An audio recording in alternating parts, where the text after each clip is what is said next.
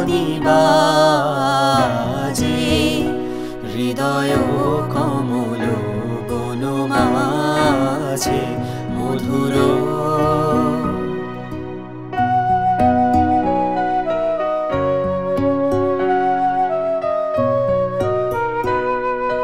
নিভৃত বাসিনী বীণা পানি অমৃত মূরতি মতি বাণী নিভৃত বাসিনী বীণা পানি অমৃত মূরতি মতি বাণী হিরণ কিরণ ছবি খানি পরাণের কথা সে বিরাজে হৃদয় কমল বন মাঝে মধুর মধুর ধ্বনি বাজে হৃদয় কমল বন মাঝে মধুর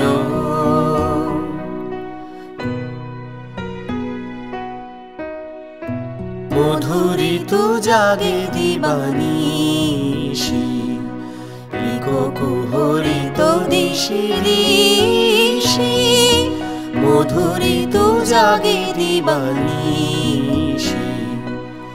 কুহরিত দিশি দিশি মানস মধুপ পদতলে মুরছি পরিছে পরিমলে মানস মধুপ পদতলে মুরছি পরিছে পরিমলে এসো দেবী এসো এ আলোকে একবার তোরে হেরি চোখে এসো দেবী এসো এ আলোকে একবার তোরে হেরি চোখে গোপনে থেকো না থেকো না থেকো না গোপনে থেকো না মনোলোকে ছায়াময় মায়াময় সাজে হৃদয় কমল বন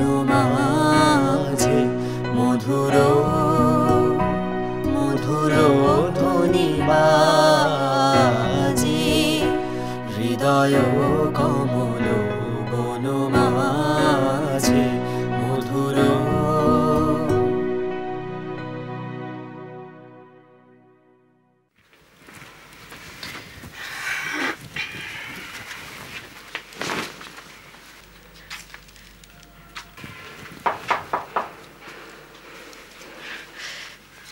মেজদা আপনি একটু ভেতরে আসছি।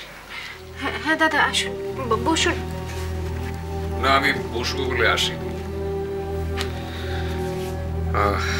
পুপের ব্যাপারে কয়েকটা কথা তোমাকে জানানো আমার কর্তব্য বলে মনে হলো, তাই এলাম। পুপে আবার কি করেছে? দেখো, পুপের লেখাপড়া, পুপের গান বাজনা, পুপের ভরণ পোষণ, পুপের আরামের জীবন, এসবগুলো আমাদের দেওয়া ওকে কর্তব্য ছিল, তাই আমরা দিয়েছি। কিন্তু মা হিসেবে তোমারও যে কিছু কর্তব্য আছে সেটা এতদিন বাদে তোমাকে মনে করিয়ে দিতে হবে, এটা আমি ভাবিনি। মেজদা আমি ঠিক বুঝতে পারলাম না।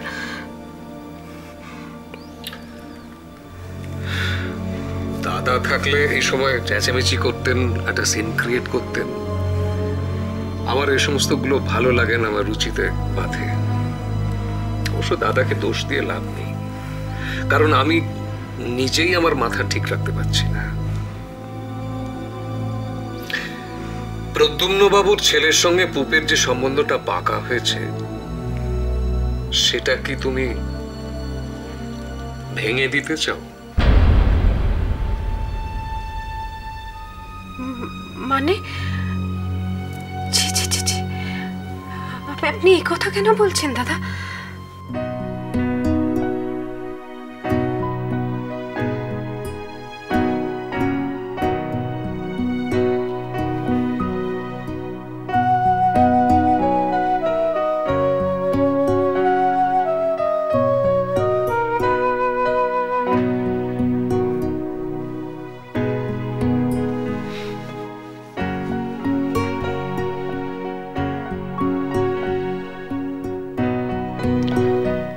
তথাস্তু। মানে? মা সরস্বতীর হয়ে আমিই তোমার প্রার্থনার উত্তরটা দিয়ে দিলাম। খুব তো বর দিয়ে দিলে, কিন্তু তুমি কি করে জানলে আমি মায়ের কাছে কি চেয়েছি? জানি তো, তুমি যাতে আরো ভালো করে গান করতে পারো, লোকে যাতে তোমার নামে ধন্য ধন্য করে, তুমি যাতে... ব্যাস, তুমি অমনি ভাবলে আমি নিজের জন্য সব চেয়েছি। আমি এতটা স্বার্থপর? না, আমি ঠিক তা বলতে চাইনি, মানে বলছিলাম আমি একজনের জন্য অনেক কিছু চেয়েছি, যাতে তার গান লোকের মুখে মুখে ফেরে, আর তার গানের মধ্যে দিয়ে সবার মধ্যে ছড়িয়ে পড়েন রবীন্দ্রনাথ। সত্যি? জানো, আজ খুব অদ্ভুত লাগছে। আমাদের বাড়িতে তো এসব পুজো টুজোর চল নেই, তাই কোনদিন এভাবে দেবীর মূর্তির সামনে বসে প্রার্থনা করাও হয়নি। তোমাদের তো সব অন্যরকম নিয়ম কানুন, না? দিদি ঠাম্মির কাছে একটু একটু শুনেছি। হ্যাঁ, আমাদের সব অনুষ্ঠানে ওই উপাসনা আর গান হয়। গান? বাহ, দারুণ ব্যাপার তো। মাঘোৎসবের দিনও নিশ্চয়ই হবে, তাহলে শুনতে পাবো। তুমি কি করে শুনবে? বারে, মাঘোৎসবের দিন তো আমি যাচ্ছি সোনার তরীতে। তুমি? সে কি তুমি জানো না? অরণ্যদেব তো আমাকে নেমন্তন্ন করেছেন। কি বলছো তুমি? কি আশ্চর্য, তোমাকে বলেননি? এদিকে তো আমার জন্য আলাদা করে নেমন্তন্ন চিঠি পাঠিয়েছেন। আজই ভদ্রলোক এলেন, তিনি তো বললেন আমি নাকি ওই দিনে স্পেশাল গেস্ট, আমাকে ছাড়া নাকি উৎসবটা হবেই না। ঠাকুরদা কি করতে চাইছেন আমি বুঝতে পারছি না। কি আবার চাইবেন? নিশ্চয়ই গান টান গাইতে বলবেন।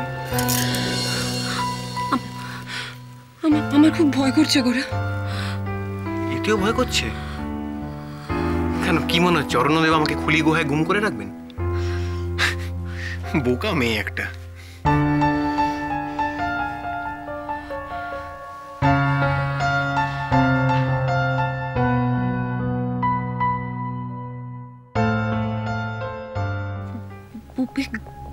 গোরার সাথে আমি পরের মুখে ঝাল খাই না, কিন্তু নিজের চোখে যা দেখেছি তাই বলছি। আমি জানতাম না। শোনো, পুপের জীবনটা ওর জীবন, সেটাকে নিয়ে ও ভদ্রভাবে বাঁচবে না ডাস্টবিনে ফেলে দেবে সেটাও ওরই ব্যাপার। কিন্তু তোমার কাছে আমার একটা অনুরোধ, যে পুপেকে তুমি এটা বলো যে কারো সঙ্গে বিয়ের কথা পাকা হয়ে যাবার পর অন্যের সঙ্গে প্রকাশ্যে রাস্তায় এইভাবে মেলামেশা করাটাকে দ্বিচারিতা বলে। ওরা তো একসাথে গান বাজনা করে, তাই হয়তো একসাথে মেলামেশা, মানে আমি বলছি যে আপনার কোথাও ভুল হচ্ছে না তো? তোমার কি আমাকে এতটাই বালুখিল্য বলে মনে হয় যে কোনটা বন্ধুত্ব আর কোনটা বন্ধুত্বের বেশি সেটা আমি বুঝতে পারবো না? না দাদা, আমি সেটা বলিনি। শোনো রানী, তোমরা কি করবে তোমরা ঠিক করো, কিন্তু প্রদ্যুম্ন বাবুর চোখে ধুলো দিয়ে সম্পর্ক পাতানোতে আমার কিন্তু ঘোর আপত্তি রয়েছে। তুমি যদি গোরাকে জামাই করতে চাও তাই করো। গানের পারে